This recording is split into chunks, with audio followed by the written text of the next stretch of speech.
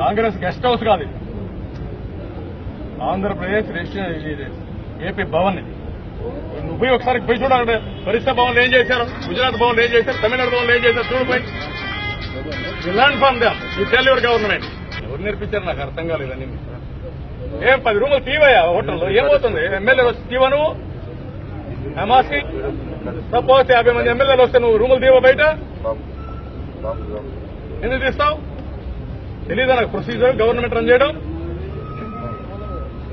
మాట్లాడుతున్నారు. మీరు ఐఏఎస్ ఆఫీసర్లు వస్తే రూములు కావాలి, ఎమ్మెల్యేలు వస్తే రూములు కావాలి. మరో సందర్భంలో ఐపీఎస్ అధికారి అకున్ సబర్వాల్ పై చంద్రబాబు ఇంతెత్తున ఎగిరిపడ్డారు. ప్రభుత్వం నడపడం తనకు బాగా తెలుసని వాట్ ఐఎమ్ సేయింగ్ అంటూ క్లాస్ తీసుకున్నారు.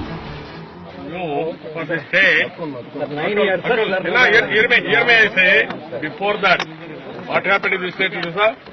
ఆ రోజు ఒక రాష్ట్ర ముఖ్యమంత్రి ఉంటే ఎన్టీ రామారావు గారికి రాత్రి 11 గంటలకు రాజశేఖర రెడ్డి మిడ్ నైట్ పోయి ఆ ఇంట్లో కూర్చుంటే ఏం చేయాలో తెలుసా? That is democracy. You must know the democratic spirit. That is the problem for you. You are. That's what I'm saying. You have worked for some time. How you have worked is a different issue. You cannot do like this. అధికారులే కాదు, మహిళలన్నా చంద్రబాబుకు చిన్న చూపే. తిరుపతిలో జరిగిన ఓ సభలో మహిళలతో ఎంత దురుసుగా మాట్లాడారో.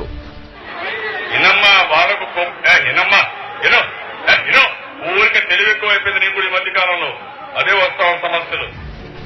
కలెక్టర్ను జగన్ అవమానించారని గగ్గోలు పెడుతున్న అధికార పార్టీ తహసీల్దార్ వనజాక్షి విషయంలో చంద్రబాబు నాయుడు ఎలా వ్యవహరించారన్నది తెలుగు ప్రజలకు తెలియంది కాదు. ఇసుక తవ్వకాల విషయంలో టీడీపీ ఎమ్మెల్యే చింతమనేని ప్రభాకర్ ను మందలించాల్సింది పోయి విధి నిర్వహణలో సక్రమంగా వ్యవహరించిన తహసీల్దార్ వనజాక్షినే చంద్రబాబు తప్పుబట్టారు. కనీసం కేసు కూడా పెట్టకుండా ఇంటికి పిలిపించి సెటిల్మెంట్ చేసిన వ్యవహారాన్ని ఈ ప్రపంచం చూడలేదనుకుంటున్నారు చంద్రబాబు. నెల్లూరు జిల్లా వెంకటగిరి ఎమ్మెల్యే కోరగొండ్ల రామకృష్ణ తీరు చూసి సింహపురి వాసులే కాదు, మొత్తం తెలుగు వాళ్లు ముక్కున వేలేసుకున్నారు.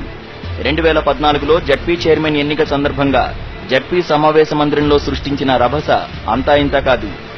గురవిందుకు తన నలుపు తెలియదన్నట్టు ఇవన్నీ చేసిన టీడీపీ నేతలు ఇప్పుడు వైఎస్ జగన్ ను తప్పుపడుతున్నారు.